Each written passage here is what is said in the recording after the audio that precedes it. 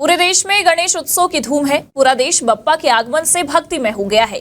अगर बात करें छत्तीसगढ़ की, तो महाराष्ट्र के साथ साथ छत्तीसगढ़ में भी गणेश उत्सव की धूम अलग ही होती है। साल भर के इंतजार के बाद बप्पा का आगमन होता है।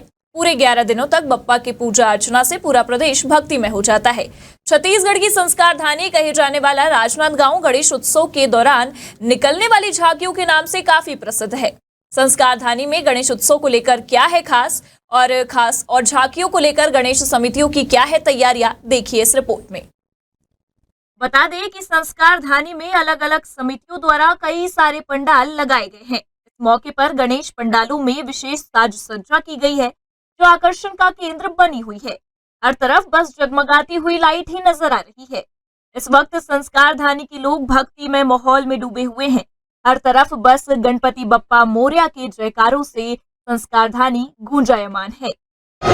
नमस्कार, आप देख रहे हैं इंडिया टाउन न्यूज़ और इस वक्त हम मौजूद हैं छत्तीसगढ़ की संस्कार धानी कहे जाने वाली राजनांदगांव में। आपको बता दें कि राजनांदगांव जिस तरह से कहा जाता है कि ये संस्कार धानी है, वहीं हम यहाँ के आपको संस्कार की बताएंगे, क्योंकि यहाँ पे गणेश उत्सव एक बहुत ही भव्य रूप से मनाया जाता है। हालांकि ये त्यौहार जो है तो महाराष्ट्र में बहुत भव्य रूप से मनाया जाता है, लेकिन राजनांदगांव का एक माहौल ही यहाँ पे अलग नज़र आता है, क्योंकि यहाँ पे हर पंडाल में आपको विभिन्न तरह की झांकियाँ दिखेगी। साथ ही गणेश मूर्तियाँ भी आपको इतनी अट्रैक्टिव दिखेगी कि आपको यहाँ पर देखकर एक अलग ही आनंद आएगा। आइए हम आपको राजनांदगांव की उन गणेश उत्सव समितियों की से मिलाएंगे जो इस तरह की झांकियों का इंतज़ाम यहाँ पे करते हैं। साथ ही बहुत ही बेहतरीन मूर्तियाँ भी यहाँ पे बनाई जाती है, स्थापित की जाती है। आइए हम आपको यहाँ के गणेश उत्सव के बारे में पूरा बताते हैं कि राजनांदगांव में किस तरह से गणेश उत्सव को मनाया जाता है और किस तरह से यहाँ पे झांकियों का शौक है लोगों को और किस तरह से झांकियाँ बनाई जाती है। उत्सव तो हम आज 15 वर्ष से रखा जा रहा है। 3 वर्ष से हम झांकी के रूप में यहाँ लाल बाग में रख रहे हैं। इसके पहले 3 वर्ष पहले हमने 12 ज्योतिर्लिंग रखी गई, उसके बाद कृष्ण लीला रखी गई। इस बार राम दरबार के उसमें झांकी के रूप में रखा गया है और इस बार ऐसा है कि पूरा लाल बाग राममय में बसा हुआ है। जैसे कि आप देखे होंगे राम दरबार पीछे की तरफ बना हुआ है और रामलीला के और पीछे रावण वध भी सामने दर्शाया गया है। इसका उद्देश्य क्या था, मतलब आप लोगों ने क्या सोच रही थी? सनातन धर्म को बढ़ाना और क्या। आपकी समिति ने रखा है या फिर आपने?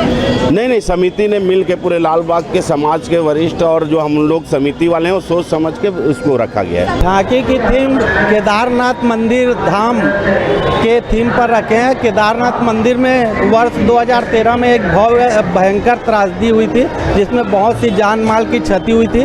उसके बावजूद भगवान का एक करिश्मा कह सकते हैं कि एक कहीं से भीमशिला पत्थर मंदिर के पीछे में आया और जिससे बहुत से शरणार्थी जो मंदिर के अंदर जाकर शरण लिए, उन लोग की जान भी बच गई और मंदिर की भी क्षति नहीं हुई।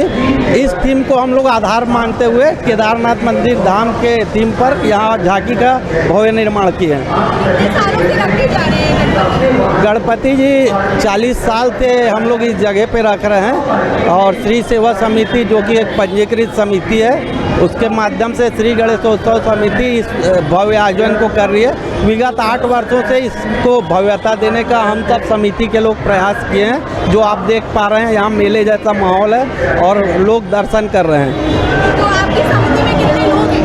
हमारे समिति में 125 मेंबर हैं और जो प्रतिदिन बढ़ते जा रहे हैं और ये बहुत खुशी की बात है कि डेली हमको कई लोग हैं जो रिक्वेस्ट करते हैं कि भी आपकी समिति से जोड़िए, आपकी बहुत ही अच्छी धार्मिक समिति है, इतना अच्छा आयोजन हम लोग करते हैं। और इसके अलावा भी साल में कई धार्मिक आयोजन हम लोग करते हैं और सामाजिक आयोजन। ये हमारा प्रथम वर्ष का आयोजन है वीरभद्र गणेश उत्सव समिति के नाम से और प्रतिदिन हमारा यूथ की ओर से हम लोग पहली बार समिति में उत्सव के रूप में गणेश जी का पहला, वो बोलते हैं ना, जब आंदोलन जब हुई थी, जब देश आज़ाद नहीं हुआ था, तो गणेश जी का मूर्ति रख के स्थापना करके मीटिंग करने नहीं दिया जाता था। तब मीटिंग होता था, सारे लोगों को एकत्रित किया जाता था। तो हम लोगों ने भी उसी तरीके से एक यूथ को इकट्ठा करने के लिए और पहली बार प्रथम वर्ष यह आयोजन हमने किया है और बड़ी शानदार तरीक़ों से आसपास के लोग आते हैं। प्रसादी वितरण का रोज कार्यक्रम होता है और बढ़ चढ़कर लोग हमारे साथ हिस्सा लेते हैं। क्या सोचा इस सिलसिले कब तक चलेगा? ये हमारा पहला वर्ष है और आगे भी यूथ के साथ हम मिल करके प्रति वर्ष यह कार्यक्रम करेंगे। गणेश पंडालों में गणपति बप्पा की मूर्तियां अलग अलग रूप में विराजित है। इसी के साथ साथ सभी गणेश समितियों ने अपने पंडाल को खास बनाने के लिए अलग अलग थीम भी बना रखी है। कहीं राम दरबार तो कहीं गणपति बाल स्वरूप में विराजमान है। अब बस इंतजार है तो गणेश समितियों द्वारा निकाली जाने वाली झांकी का, जिसे लेकर सभी समितियों की तैयारियां जोरों पर है। जैसा कि आपने देखा कि संस्कारधानी राजनांदगांव में किस तरह से गणेश उत्सव को हर्षोल्लास के साथ मनाया जाता है, वहीं आपको हम बता दें कि आने वाली 17 तारीख को यानी कि 17 सितंबर को एक यहाँ पर राजनांदगांव में झांकियाँ निकाली जाएगी और इन झांकियों का ये इतिहास है कि पूरे छत्तीसगढ़ में राजनांदगांव की ये झांकियाँ बहुत मशहूर है और दूर दूर से लोग देखने हज़ारों की तादाद में यहाँ आते हैं। आपको बता दें कि इंडिया टाउन न्यूज़ 17 तारीख को रात 9 बजे से लेकर झांकियों के ख़त्म होने तक आपको लगातार लाइव दिखाएगा।